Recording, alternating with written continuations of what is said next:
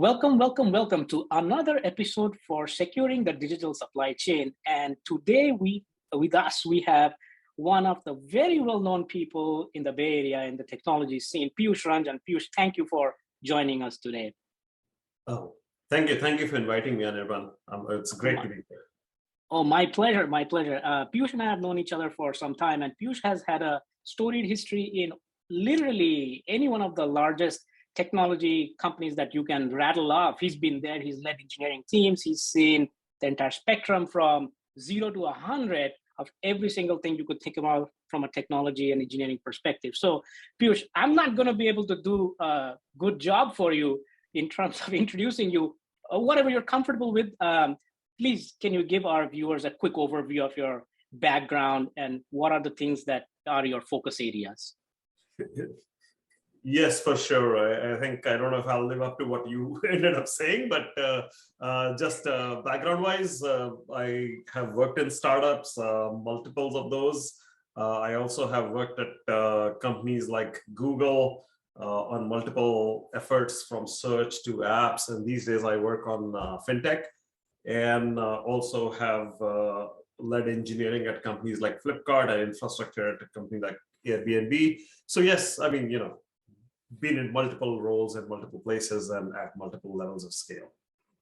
Wonderful. And it's so nice to be able to talk to somebody who has seen the one end of the spectrum. In most, as you are well aware, when we do startups, it's 5 people in a room kind of writing some code, getting our first 10 customers in and all that stuff. Most startups in security especially don't make it that scale. You either get taken out from an acquisition perspective, you crash and burn. Very few go IPO and at that scale. So it's very interesting to be able to talk to someone who has handled that scale from an engineering perspective, because the challenges are they're not the same as you evolve in the company. The challenges are completely different. So thank you again. We have some interesting questions that have been provided by some of our viewers in advance, but here's the first one. From the perspective of since you have seen and it goes back to that point, from a perspective of a very large organization, all the very large startups that you have worked at and that have grown into mega organizations, how do you see the world evolving when it comes to software supply chain security? Yeah, I think the world is evolving pretty rapidly. I think if you look, and this is not just true of very large, but also for small companies as they try to become very large, is nobody is solving the entire problem themselves.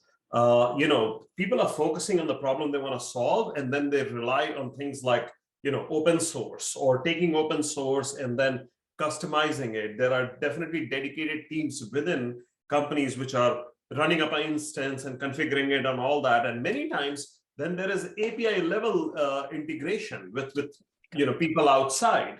When we started very small companies, we were pretty much buying, and this is way before even AWS existed. We were buying computers from places like Costco and running into our own data center. Yes. Nobody does that today, right? So, exactly. Even the ones who have colos, they actually will have somebody who handles all the bare metal and the images on top. And many times, not that you are running things inside Docker, you are integrating with APIs, someday with things like Twilio or somebody else. There's so much complexity which has been abstracted away and parceled off to various people in your entire system. You no longer own 100% of the code which you are using to serve your customer. So that is actually what has happened. And this continues to happen. Here's a pattern which I will say, which you can watch, is look for the boundaries of complexity. The problems are becoming very much, the boundaries are coming up. People are going deeper, they're solving a problem, and in that boundary, then they're putting APIs around it, and then others are coming and connecting and relying on that box to go and solve that complexity for themselves. Now, obviously, that means you have to trust that everybody else is doing a good job, and that's the security problem shows up. Exactly. No, this is actually very insightful, because you are 100% right about the fact that there is something to be said about traditionally, we were as leaders in engineering, security, and this goes back to those days where there was a lot of not built here syndrome. that a lot of large, three-letter organizations have. That, if it's not built here, we don't want to use it. But now you have no choice because the best of breed is being built by somebody who is not going to be in your enterprise. Mm-hmm. So you have to make a choice. Either I use something mediocre that I'll have to maintain and tear my hair out for, or I use the best of breed and I move on with life. And to your point, APIs is the way to go. How else are we going to integrate with things? Yes. In that same vein, I mean, since you are intimately familiar with the fintech space, which has exploded, I mean, especially in India, the last time I was talking to some of my friends, there's like people in small tea shops have the QR code. Nobody's carrying money anymore. It's crazy to see the explosion of fintech over there.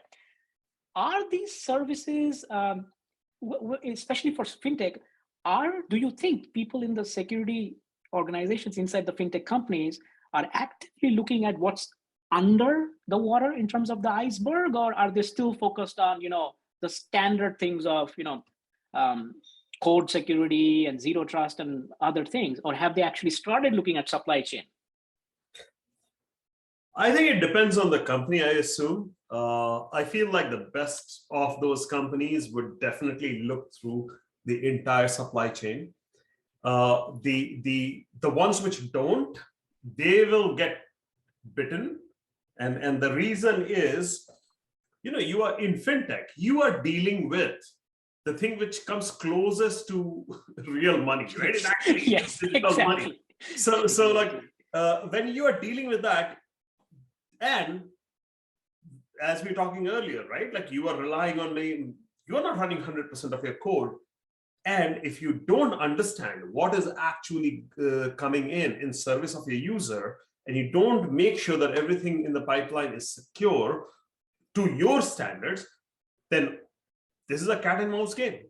Somebody will, there's always economic value in going and finding the weakest link and getting in from there, right? I mean, forget fintech, right? If you look at any bank heist kind of a movie, which is on Netflix, what happens is like, they will look at exactly how everything is, and that's where the bars of gold are. Oh, this is the weakest link. Let me go and put a soap around this person's keychain and make a copy. That ends up becoming the weakest link. So that in the digital world, the same thing, right? There is a whole chain of things which come together to serve the user. And if you don't understand that chain, if you do not validate that, if you do not test it, you will actually end up in a situation where you might create situations of compromise. So I think when you say, are people looking behind? I hope they are. I mean, the best ones have that very much at the top of their mind. But the world is exploding. People have to make sure that people have to make sure that this becomes one of their best practices. Correct.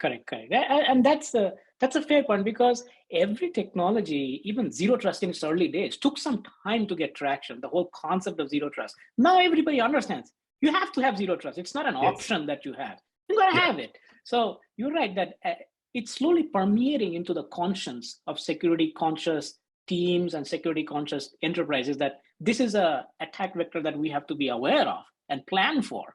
From a compliance and liability perspective, and the reason why I ask is oftentimes in companies, we have seen silos, right? Dev has its own silo, security has its own silo, compliance GRC has its own silo, legal GRC, not because we don't like the other people that we work with, but because like the focus has to be there in terms of what we're doing. So from a compliance and liability perspective, what collaborative role can development, security, legal, and compliance, what role can they play together to reduce the risk to the entire organization? Well, the way I'll say that they should think of, the biggest risk which happens in such a case is diffuse accountability, right? Nobody taking accountability for the situation because there's so many different people. What I will say, the best mental model which I can propose in such a case is think of yourself as a sports team, right? If you are like, let's take example of American football, like if somebody is a wide receiver, somebody is a running back, somebody is a quarterback, like, but everybody has their role, but the goal is the same, that we got to go and score a touchdown. Or if you take example of cricket, right? Somebody is a wicket keeper, somebody is a shortstop, and somebody is actually a bowler. Everybody has their own roles, but the goal is the same. So if you think from that perspective, then you look at the goals, right? long-term goal, of course, is nothing should be compromised. You should give your best service. And then you are now, to serve that, you're bringing multiple people in. When you're bringing multiple people in, let's say you are onboarding a new vendor whose API you want to use, right?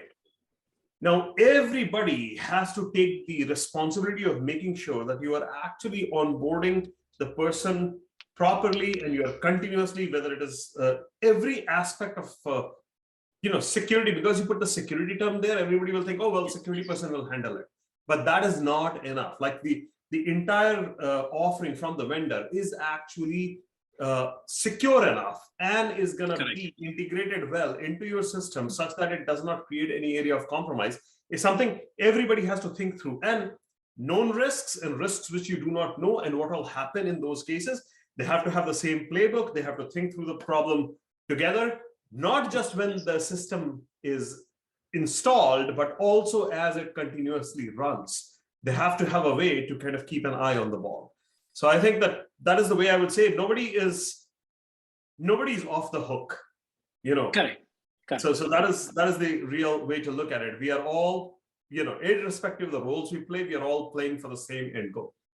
You're right. And it's funny that you say this, because when I talk to GCs, their perspective is different. The color or the glasses through which they see things is different. But you're right about the fact that as you said, and that's a perfect analogy, that we're all on the same team. The goal is the same. Got to get that football over that line, one way or the other, even though we are playing different roles. But for general counsels and other people who are not hardcore security per se, they are also trying to manage the risks to the company, that we sign all these paper documents like BAAs, data protection agreements, all these various legal framework documents.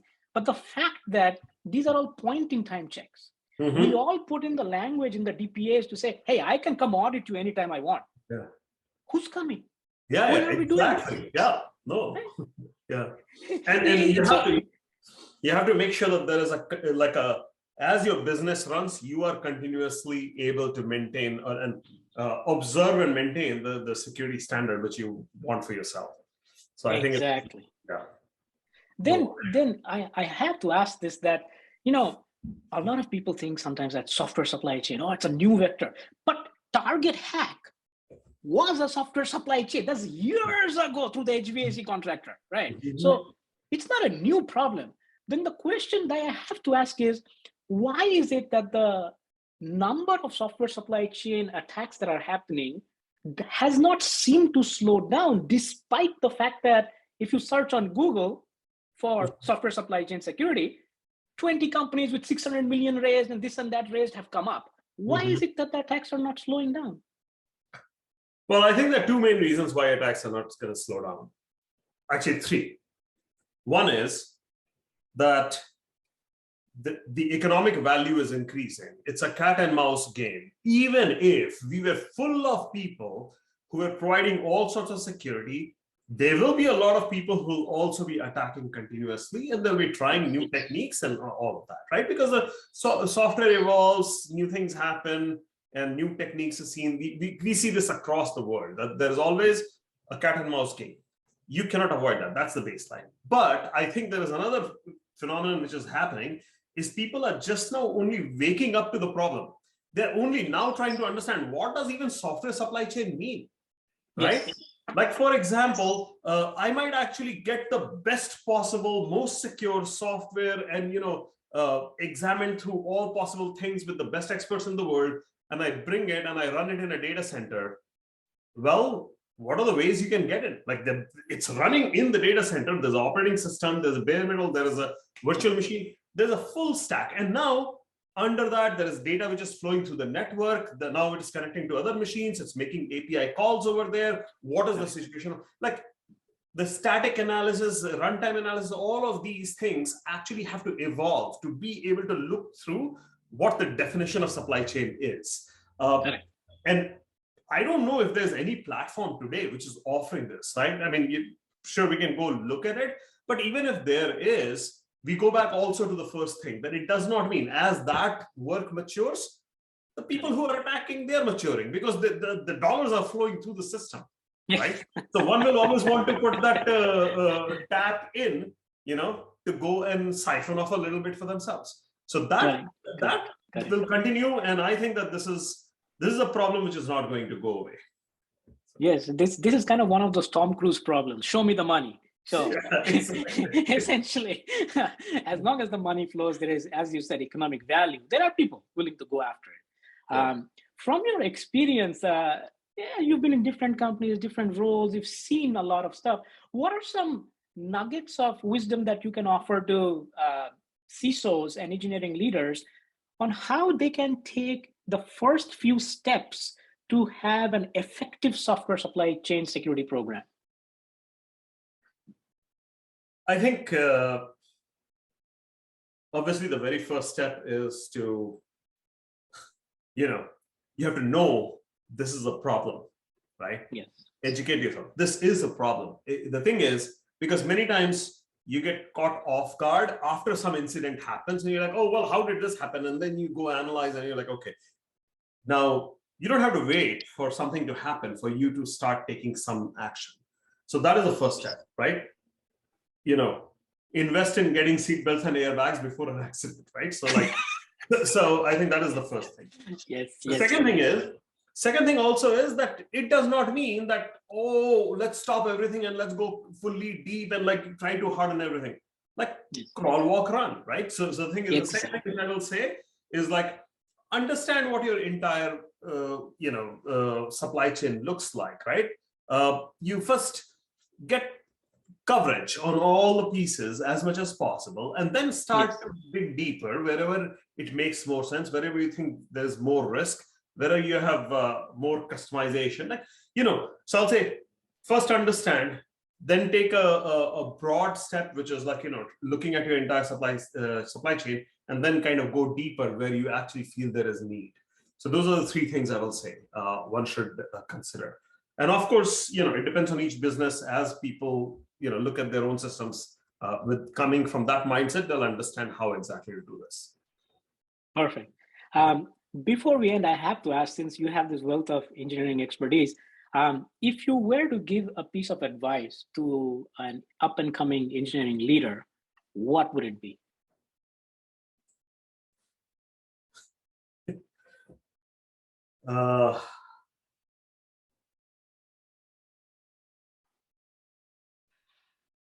Oh man, this is such a tough question. I would say probably if you're in a startup, then I would probably say the same thing, which is test your assumptions, crawl, walk, run, learn from the marketplace, rather than either ignoring what is happening in the marketplace or assuming you know what is happening in the marketplace, right? Observe, try it, learn from it, go down the learning curve super fast. Yeah, it's that cycle of exactly as you said, you absorb information, you act on that information, then you validate whether the hypothesis that you had was correct or not. Then again, you observe. It's kind of one of those things which is kind of obvious once you hear it. But when you have and it's good that you mentioned for startups, because we have the blinders on. For us, it's 10 customers, then 50 customers, then 100 customers, nothing else matters. The rocket is going up, things are falling off the side, nothing matters. So it's good to have that, hear it sometimes from someone else who's done it before, 0 to 100. So thank you very much again, Peeyush. I loved this session, and I'm sure our viewers are going to love it too. We really appreciate you spending time with us, sir. Thank you again very much for this. Thank you for having me, and all the best. Thanks.